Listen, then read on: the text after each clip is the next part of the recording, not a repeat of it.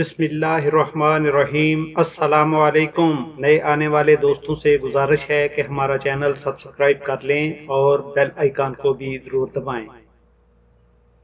سلطان محمود غزنوی کے والد امیر سبکتگین اپنی موت سے 4 روز پہلے شیخ ابو الفتح البستی سے یہ کہتا تھا کہ ہمارا اور ہمارے اغراض و امراض کا حال قصاب اور بھیڑوں کا سا ہے۔ جب بھیڑ کو پہلے پہل گھٹنے تلے قصاب دباتا ہے تو وہ بے چین ہو کر تڑپتی ہے، مگر جب وہ اون قطر کر چھوڑ دیتا ہے تو پھر اچھلنے کودنے لگتی ہے۔ جب یہی نوبت 2-4 دفعہ اس پر گزرتی ہے تو وہ قصاب سے بے خوف و خطر ہو جاتی ہے۔ جب اس کو ذبح کرنے کے لیے وہ لٹاتا ہے تو وہ یہ جانتی ہے کہ اون قطر کر تھوڑی دیر میں مجھے چھوڑ دے گا، لیکن وہ چھری پھیر کر جان نکال لیتا ہے۔ پس انسان بار بار بیمار ہو کر اچھا ہو جاتا ہے تو مرض الموت میں بھی صحت کی امید پر مسرور اور اجل سے غافل ہو جاتا ہے کہ موت جان شیریں کو باد فنا میں اڑا دیتی ہے۔ 2-1 حکایتیں کہتا ہوں، گو یہ پایۂ تاریخ سے ساخت ہیں، مگر ایشیائی مورخوں میں انسانیت اور آدمیت پائی جاتی ہے کہ وہ کس طرح تاریخ سے حسن اخلاق کی تعلیم حاصل کرتے ہیں۔ مشرقی ملکوں میں تاریخ و واقعات سے ایسا اثر دل پر نہیں ہوتا جیسے ان حکایات سے، جن کو مغربی ملکوں نے بالکل لغو اور بیہودہ اور مشرقی بک بک لکھا ہے۔ تاریخ بحقی میں ہے امیر سبکتگین اور اس کے آقا کی کہ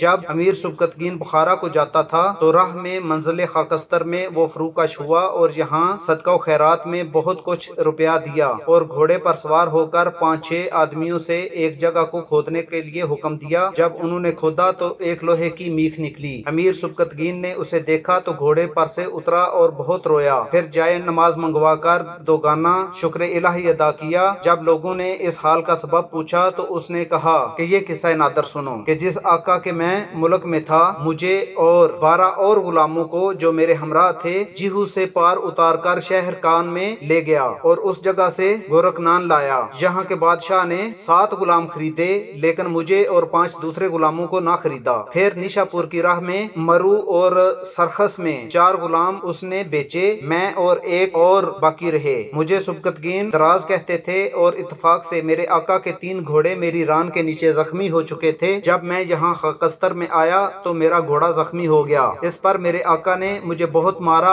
اور زین کو میری گردن پر رکھا اور قسم کھائی تھی کہ نیشا پور میں جو کچھ تیری قیمت ملے گی وہی لے کر میں بیچ ڈالوں گا۔ اسی غم میں سو گیا کہ حضرت خضر کی زیارت ہوئی۔ انہوں نے مجھے بشارت دی کہ تو بڑا نامور بادشاہ ہوگا، جب پھر اس زمین پر آئے گا تو تیرے ساتھ بہت سا لشکر ہوگا اور تو ان کا سردار ہوگا، تو غم نہ کر، شاد ہو۔ جب یہ پایا گاہ بلند تجھ کو نصیب ہو تو خلق خدا کے ساتھ نیکی اور انصاف کرنا۔ میں نے اٹھ کر غسل کیا اور 50 رکعت نماز پڑھی اور یہ میخ اس جگہ پر ٹھونک دی تاکہ نشانی رہے۔ صبح میرے آقا نے سفر کیا، مجھ سے یہ میخ مانگی، جب میں نہ دے سکا تو اس نے مجھے تازیانوں سے خوب مارا اور پھر سخت قسم کھائی کہ جو قیمت تیری ملے گی وہ لے کر تجھے بیچ ڈالوں گا۔ نیشا پور تک 2 منزل پیدل چلایا اور وہاں البتگین نے مجھے اور میرے 2 یاروں کو خرید لیا، جس سے میں اس درجہ پر پہنچا کہ تم دیکھتے ہو۔ جامعہ الحکایات میں یہ حکایت لکھی ہے کہ نیشا پور میں جب البتگین کی خدمت میں سبکتگین رہتا تھا تو اس کے پاس ایک گھوڑے کے سوا اور کچھ نہ تھا۔ وہ سارا دن جنگلوں میں پھرتا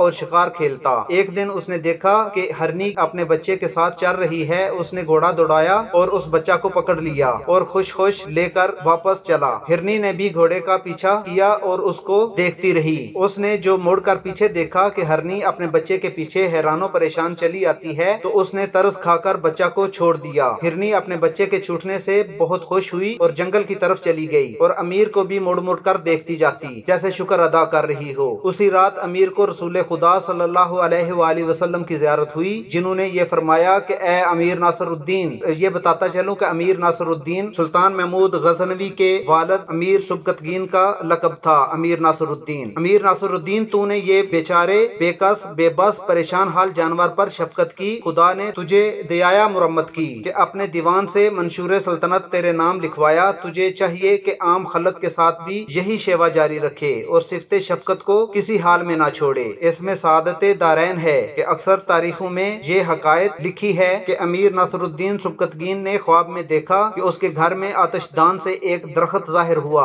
اور ایسا بڑھا کہ اس کے سایہ میں ایک خلق خدا بیٹھی نظر آئی۔ جب امیر جاگا اور خواب کی تعبیر سوچ رہا تھا کہ سلطان محمود غزنوی کے پیدا ہونے کی بشارت اس نے سنی۔ اس سے وہ بہت خوش ہوا کہ میرا خواب محمود غزنوی الاستدعاء اور مسعود الانتہا ہے۔ اس فرزند کا نام سلطان محمود غزنوی رکھا۔ کہتے ہیں کہ سلطان محمود غزنوی کا طالع صاحب ملت الاسلام کے تا کے ساتھ موافق تھا۔ ہمیشہ سے ایشیائی مورخ ان خوابوں، فالوں، تالوں کو تاریخ کا ایک دلکش جز سمجھتے ہیں، مگر فرنگستانی اس کو بالکل تاریخ پایا اعتبار سے ساقط جانتے ہیں۔ اب کچھ باتیں سلطان محمود غزنوی کی ہونہاری کی کرتے ہیں۔ مثل مشہور ہے ہندی ہونہار بروا کے چکنے چکنے پات۔ سلطان محمود غزنوی پہ یہ مثل صادق آتی ہے۔ وہ لڑک پن سے ہی ہونہار معلوم ہوتا تھا۔ نو عمری میں ہی باپ کے ساتھ مہمات میں جاتا اور آگے بڑھ چڑھ کر حصہ لیتا کہ پرانے تجربہ کار سپہ سالار دیکھتے ہیں اور حیران ہوتے ہیں۔ ایام طفلی میں یہ سبق اس نے خوب سیکھ لیا تھا کہ زابلستان یعنی کوستانی ملک جو غزنی کے ارد گرد ہے، اس کے پہاڑی باشندوں سے ہندو راجاؤں کے بڑے بڑے لشکروں کو بھگا دینا کوئی بات نہیں۔ لڑک پن میں ایک باغ دلکش لگوایا، اس میں مکان روح افزا بنوایا۔ ایک دن وہاں بڑا جشن کیا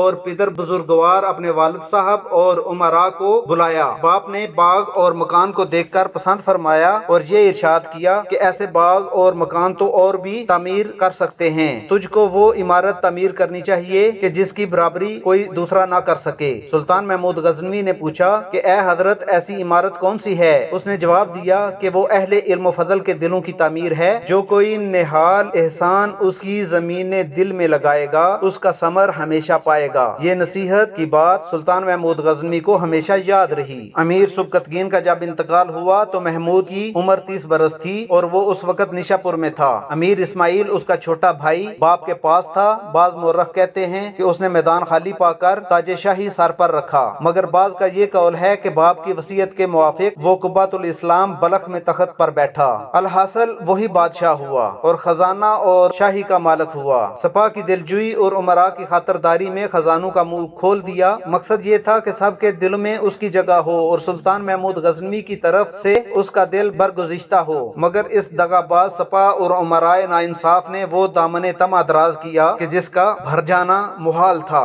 یہ سب حال جب سلطان محمود غزنوی کو نشا پور میں معلوم ہوا تو اس نے بھائی کے پاس ایک تعزیت نامہ لکھ کر ابو الحسن جموی کے ہاتھ بھیجا، جس کا مضمون یہ تھا: امیر سبکتگین، میرا تمہارا پشت پناہ اس دنیا سے رخصت ہوا۔ مجھے اس دنیا میں کوئی چیز تجھ سے زیادہ عزیز نہیں ہے۔ اگر تیری عمر بڑی ہوتی اور تو زمانہ کا تجربہ کار ہوتا، امور سلطنت کے وفائق سے اور ثبات ملک سے اور دولت کی قواعد سے ماہر ہوتا تو میری عین آرزو ہوتی کہ تو تخت پر بیٹھے۔ باپ نے جو تجھ کو اپنا جانشین کیا وہ مصلحت تھی، اگر تخت خالی رہتا معلوم نہیں کیا فساد برپا ہوتا۔ تو پاس تھا اس لیے تخت پر بٹھا دیا۔ اب انصاف کی نظر سے تعامل کر اور شریعت غرا کے موجب دولت اور ملک کو تقسیم کر دارالسلطنت میرے حوالے کر، بلخ خراسان کا ملک تیرے لیے صاف کیے دیتا ہوں۔ مگر امیر اسماعیل نے بھائی کا یہ منصفانہ کلام نہ سنا۔ ناچار سلطان محمود غزنوی نے سوائے لڑائی کے کوئی چارہ نہ دیکھا۔ نشاپور اور غزنی سے دونوں بھائی بارادہ جنگ چلے۔ ہر چند بعد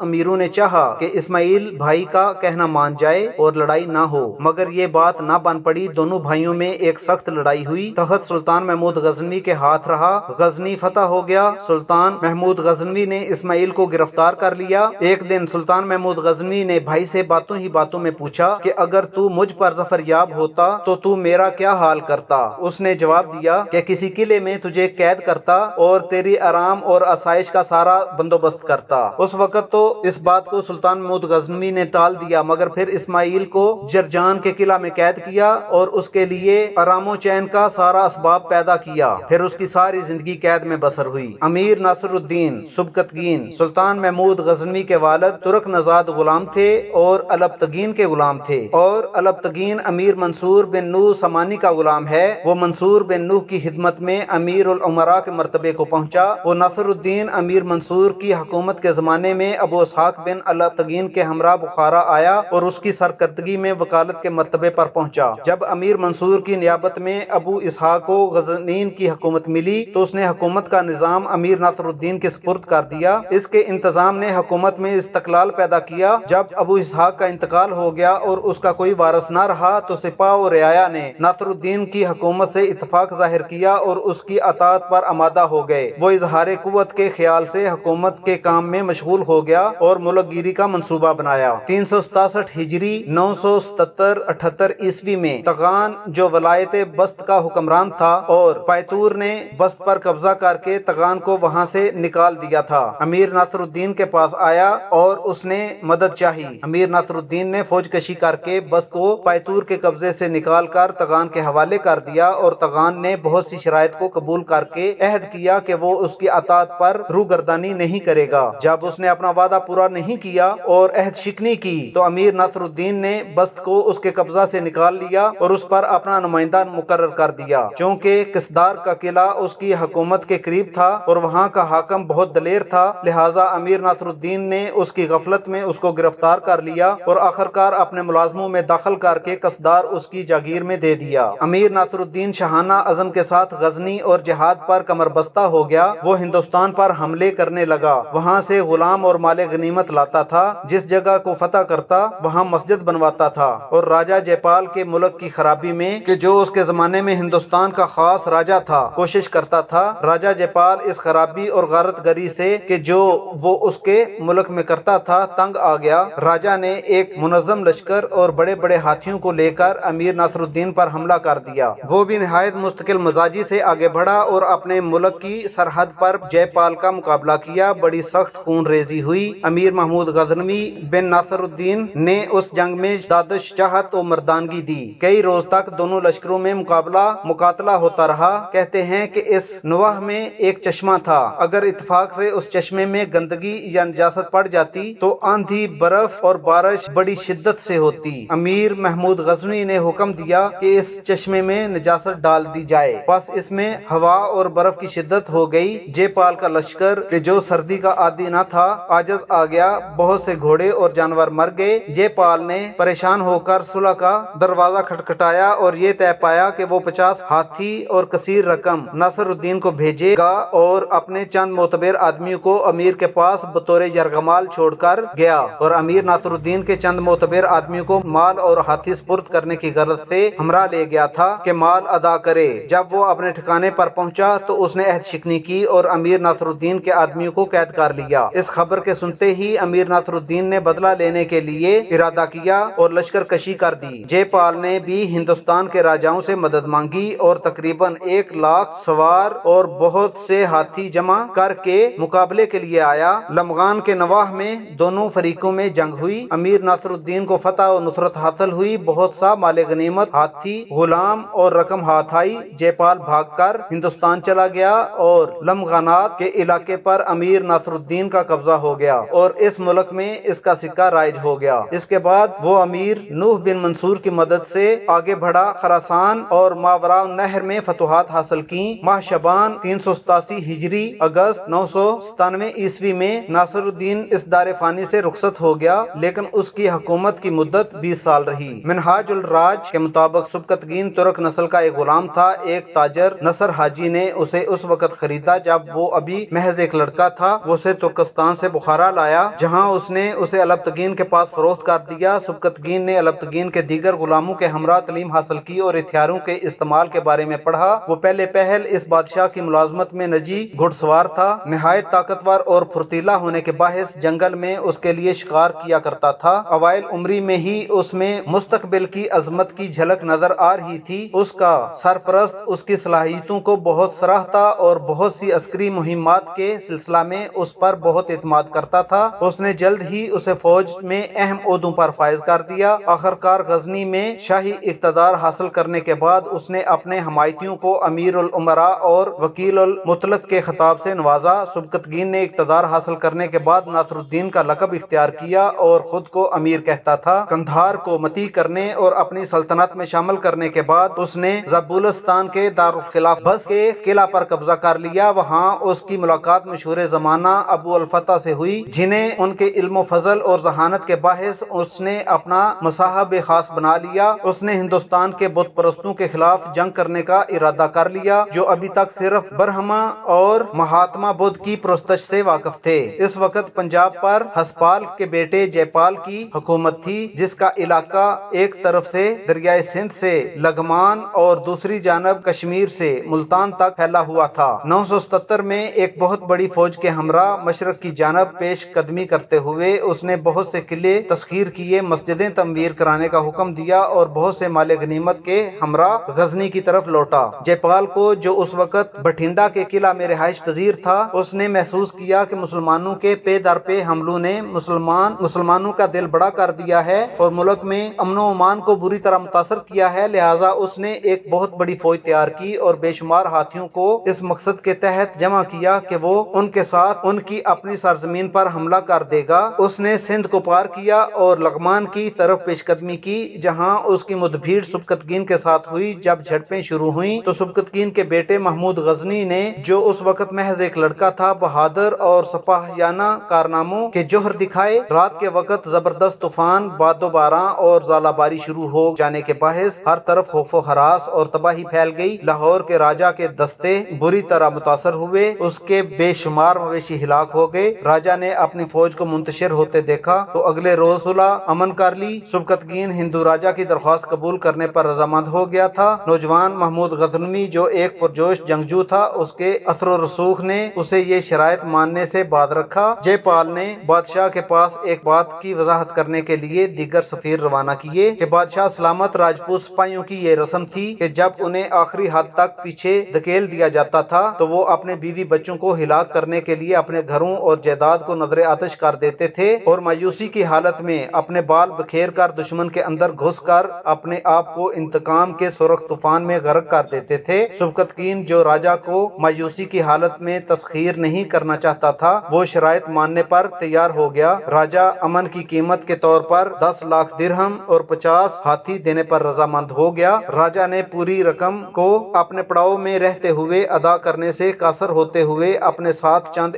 بااعتماد شخصیات کو لیا تاکہ لاہور میں باقی ماندہ رقم وصول کی جا سکے، جبکہ یرغمالیوں کو حفاظت کے پیش نظر سبکتگین کے پاس رہنے دیا۔ تاہم راجا نے دارالخلافہ میں اپنے آپ کو محفوظ پا کر اپنے برہمن مشیروں کی ہدایت پر عمل کیا اور اپنے معاہدے سے منحرف ہو گیا، لیکن اس نے مسلمان افسروں کو قید میں ڈال دیا۔ سبکتگین، جو اس وقت غزنی پہنچا تھا، اس نے جب یہ سنا تو سخت غضبناک ہوا۔ اس نے اسی وقت ہندو راجا کی طرف سے کی گئی ہتک کا بدلہ لینے کے لیے بہت بڑی فوج کے ہمراہ لغمان کی طرف پیش قدمی کر دی۔ جے پال نے آنے والے طوفان کا مقابلہ کرنے کے لیے خود کو تیار کر لیا تھا۔ اس نے ہمسایہ ملکوں دلی، اجمیر، کلی سنجر اور گنوج کے بادشاہوں سے اتحاد کر لیا اور متحدہ فوج، جو 10,000 گھڑ سواروں اور بے شمار پیادہ فوج پر مشتمل تھی اور ہندو برادری کا نشان تھی، اس نے مسلمان حملہ آوروں کے پیچھے دھکیلنے کے لیے لغمان کی سرحدوں کو سفر کیا۔ جے پال نے آنے والے طوفان کا مقابلہ کرنے کے لیے خود کو تیار کر لیا تھا۔ اس نے ہمسایہ ملکوں دلی، اجمیر، کالنجیر اور